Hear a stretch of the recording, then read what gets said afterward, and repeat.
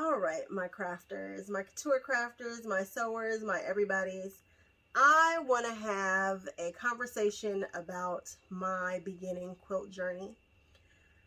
I just want to say that it's been kind of strange in the sense that I couldn't find anybody that I really identified with right off the bat.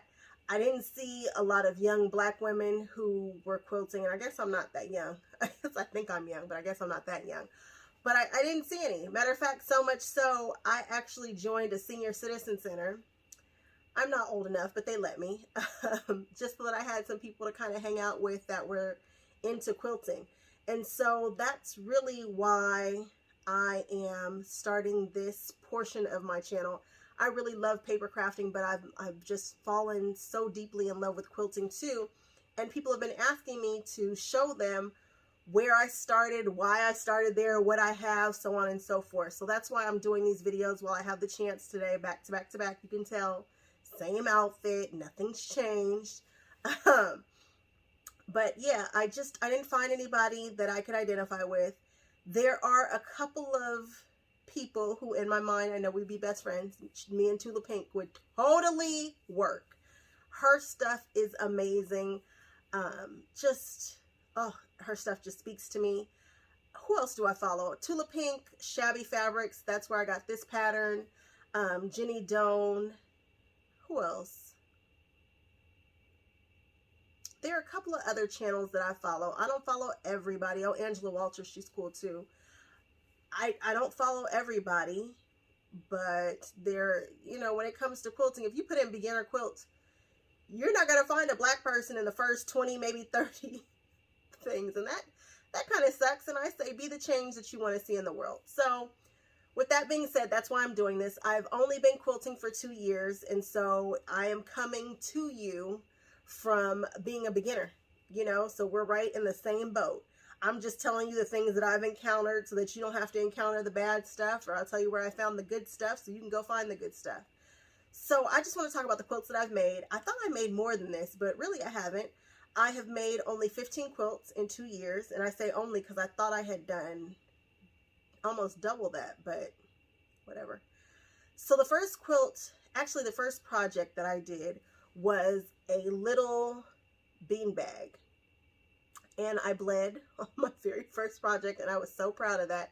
And the nice lady at the store was looking at me like I had lost my mind. She's like, no, you want to avoid sticking your finger. I want to say I sewed it. I didn't cut it with the rotary cutter, which is super dangerous, and I don't want anybody to cut themselves with the rotary cutter. Play with your rotary cutter in the sense that you open it and close it before you ever start cutting fabric, and focus on closing it the moment that you're finished with the cut. When your hand is still down, close it, then bring it up or put it down. Just get in the habit of that so you don't hurt yourself or hurt anybody else. I cannot say that enough. So I started with a little beanbag. Then I made it's a sewing machine. I don't know what you call it. My sewing machine sits on it, and then it has a little pouch and pockets in front of it. That is the most important thing that I have sewn, period. That right there gets used all day, every day. I want to do another one better because the quality of that one is not up to my standard now, but that sucker still works, and it's got super cool fabric. Everything is cheeseburgers because you can find really cool fabrics out there. That was number 2. And then the third thing that I made was the cover for my sewing machine. Those were my very first 3 projects. My first quilt is called a race roll. And I chose to do that because everybody talks about quarter-inch seams, quarter-inch seams, quarter-inch seams. What better way to learn to sew a quarter-inch seam than to do a jelly roll race quilt? And what that is you're taking 2.5-inch strips and you are just piecing them all together. So you're sewing them together. That's why I chose that. Quilt number 2 was this guy behind me. This is a little one. It's called a sampler quilt. So this quilt has a bunch of different blocks in it. That one right there just happens to be my all-time favorite block that I have met thus far. It's called the Card Trick. What a dope name, right? So this one is number 2, and it's a sampler, which means it's got different blocks that are known by quilters. It's got your rail fence, it's got a log cabin, it teaches you how to do the flying geese, card trick, and whatever else in there, some spools or whatever. They have like a beginner, an intermediate, and then I think they have I don't know. But I didn't love the blocks for the next ones. The color story is the same, which I love because it's rainbow, and boy, did they nail it with the color story. And it has a little pillow that I'm supposed to make too. All that to say, really, really love this. Sampler quilt was number 2. My third one was really, really, really special. It's the first quilt that I have given away. My aunts sewed. I have, and each of my dad's sisters have like 6 to 10 kids apiece. Huge family.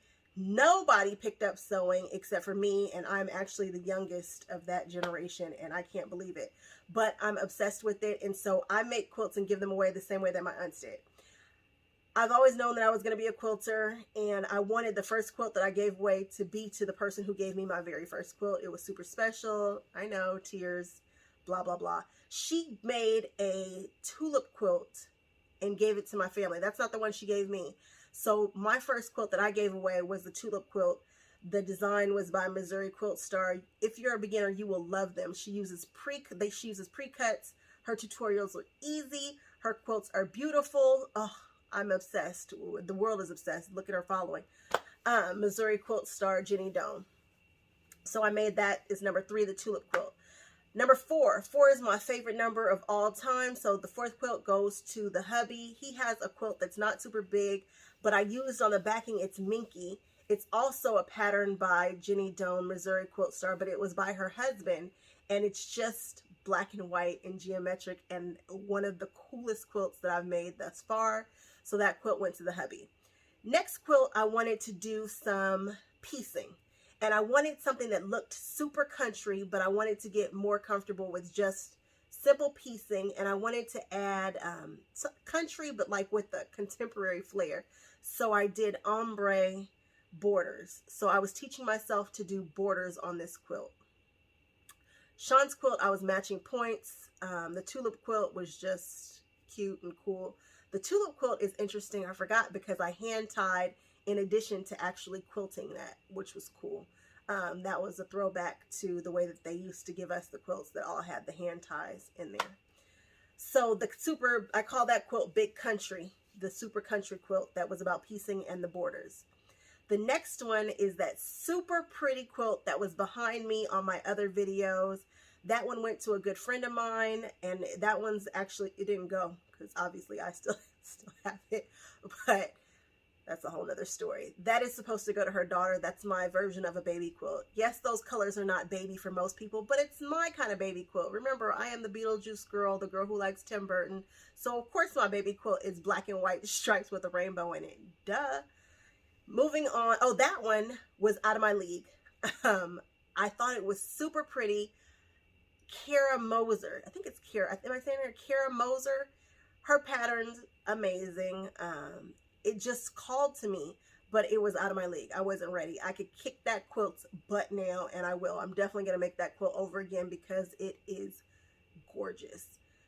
It's got hearts, and I should have been lining up the points. It works with angles. That is a quilt that I should be doing now. It's not one that I should have started with, but it was just calling to me. I'm like, it's a baby quilt. No, that's really for the intermediate sewer, maybe even a master quilter. I don't suggest going there if you're just starting out. Then I did a quilt for my boss. I was leaving her. She's extremely special to me. I was playing with colors and this design. Is it called the Maypole quilt? Of course, I'm going to insert pictures of these quilts as we go. But the colors looked really great on the bolt. But when I pulled them and used them, that quilt kicked my butt every which way. My boss loves that quilt. That quilt is my nemesis. I don't love the color story. That pattern looks better, smaller. It doesn't look great, huge, and especially with the colors that I chose. But she loved it. And so when I'm doing a quilt for somebody else, I'm channeling them, and she loves greens, and she loved it. So that one went to my boss. The next one is probably one of the prettier quilts that I've done. I call it the Sweet and Happy quilt. This one is by, he was with Missouri Quilt Star when I grabbed this pattern. It's Man Sewing. What is that man's name? Man Sewing. Can't think of his name right now. Don't worry, I'm going to insert the quilt. I call it the Sweet and Happy quilt. It is so happy. It is so bright. It has a beautiful flower on the back, and I think that is, well, I pieced every quilt has a pieced back since my 5th quilt. So my husband does not have a pieced back. Everybody after that has a pieced back, which means I sew my backs. So as I started quilting, I really realized that what's touching your skin, what you're cuddling with, should be just as amazing as the front for me.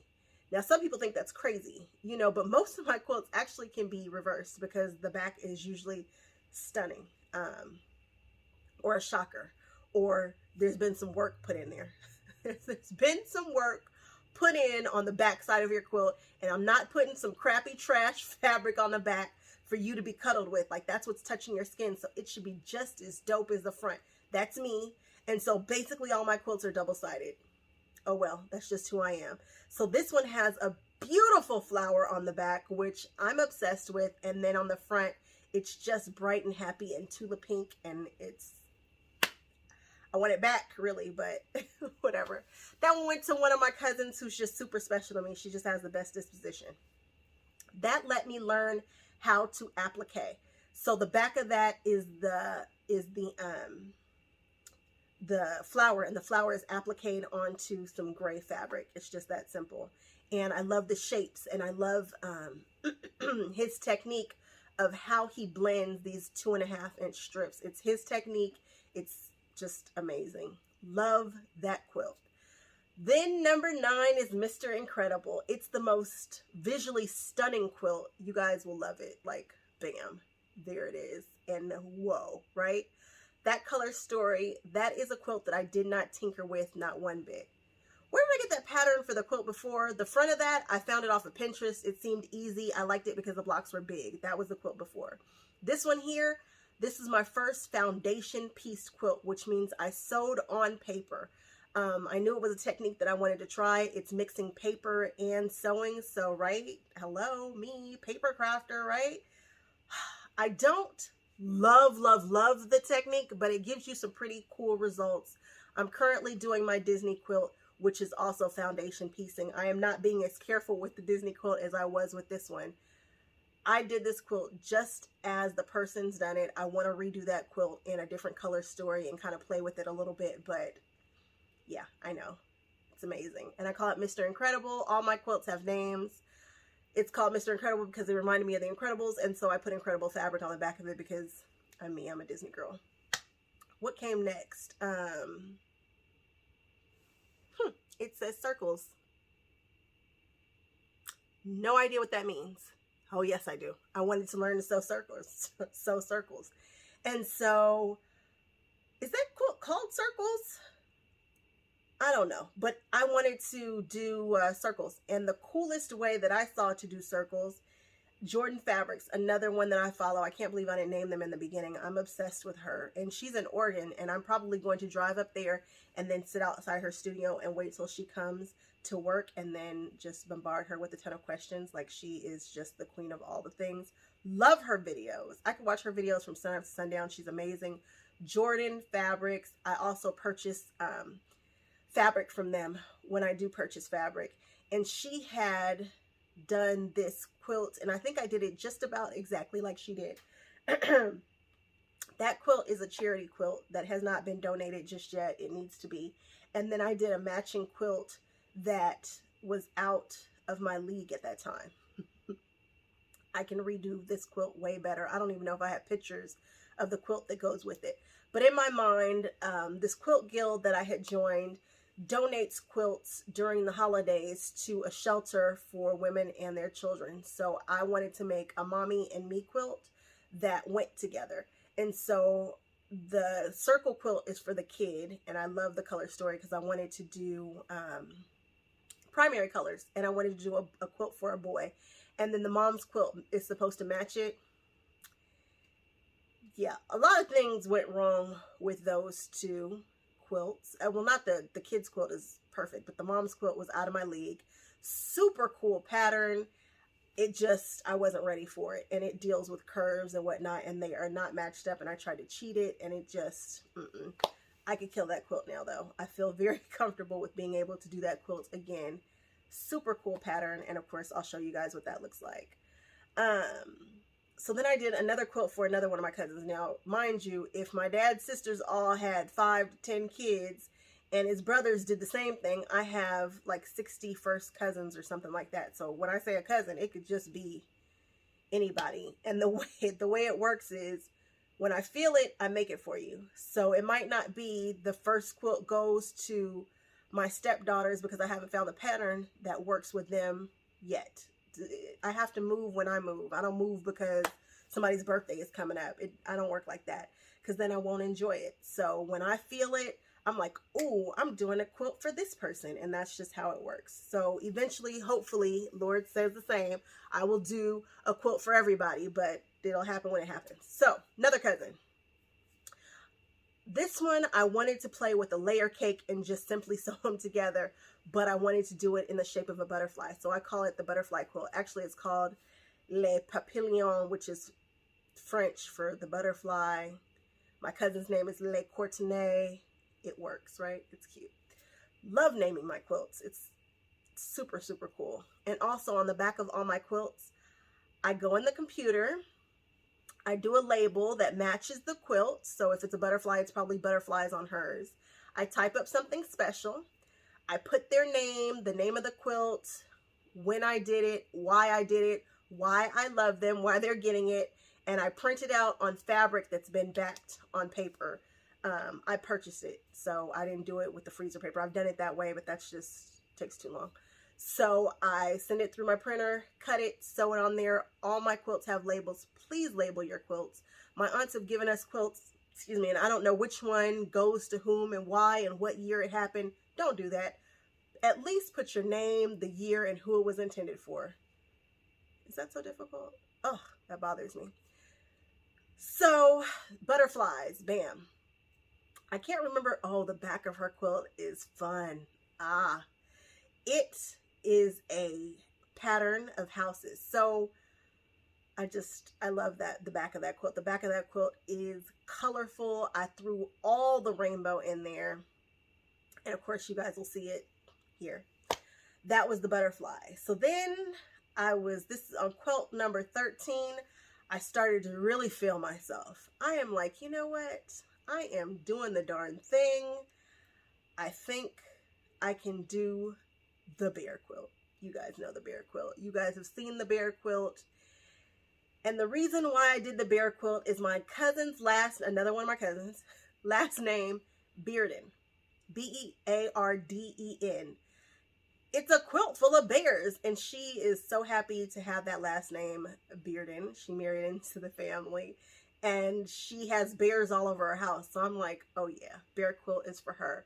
And because I quilt very, very big, she got the big one, and it's rainbowed. And I took the Cricut and I cut different glasses and appliqued them on different bears. So my bears have all kinds of different glasses, which is cool because I'm a glasses girl. And I call that the Bear Den quilt. And the back of that quilt, I did some more paper piecing. I learned the trick to foundation piecing. Sometimes with the angles, you don't know which direction to fold the paper. There's a trick where you will never miss it. And once I figure out how to record my actual working on my quilt, I'm going to show you guys, and you guys are going to love me forever. You'll never miss a corner again. Because Mr. Incredible has some holes in it, if I'm just being honest. It's dope, but there's some things missing there. So the bear quilt went to my cousin, and it was super special.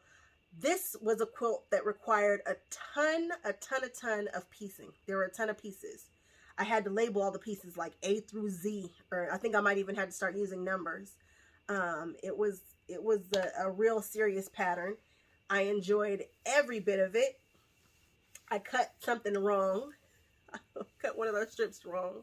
And I am one of those people to cut everything and then sew it all together. It seems to go a little bit faster.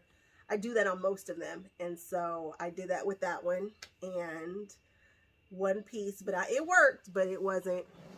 I cut one piece wrong. I know I did. And I cut all of them wrong. So what I learned with that is do one block in its entirety. Then go on to do the rest of them. Serious piecing on that one. So now I am in what I call a Dresden study. I like the shape of Dresdens. I've seen some cool things done with Dresdens. And so I did a Dresden quilt that is huge because that's how I quilt. I quilt big. And it is black and white. And I don't think I've shown anybody this quilt yet. It needs to be sent off. I finished it in March and then I just stopped quilting for the most part. It just kind of stopped. I stopped quilting the way I was quilting. I still have some quilts that are going, but that was about when all this stuff started happening. But that quilt is stunning. It is black and white with colored Dresdens on there, and this was my first time doing Dresdens, and they're fun. I like Dresden so much that I did another quilt for a woman that I have never met. You very, very seldom see women being presented quilts of valor. And this was super important to me to be able to do a quilt for a woman who was in the Army. She's not just a woman who was in the Army. She's a black woman. She's not just a black woman in the military. She's not in the Army. She's in the Air Force. You know how rare that is? Like, she is just a freaking unicorn. So I gave her a unicorn freaking quilt.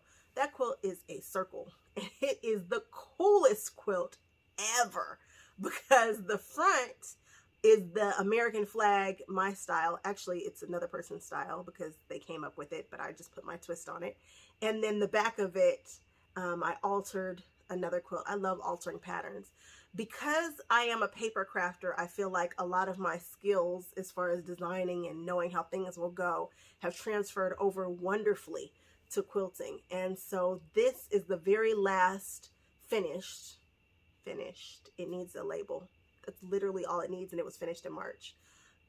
The black and white quilt needs a label, and it needs the binding sewn down, and that quilt needs a label, and they need to be sent out of here. And I've been sitting on them since March. Don't judge me. It's just the world went wrong. The world went wrong. So that is that. Right now, I started another quilt that is based off of some women who were supposed to put out their pattern. They never did. If I look at it, if it's a paper crafting and I look at it and I see it, I can probably do it. If it's quilting, there are some things that I can see that I can just figure out how to do, especially if it's blocks or something like that.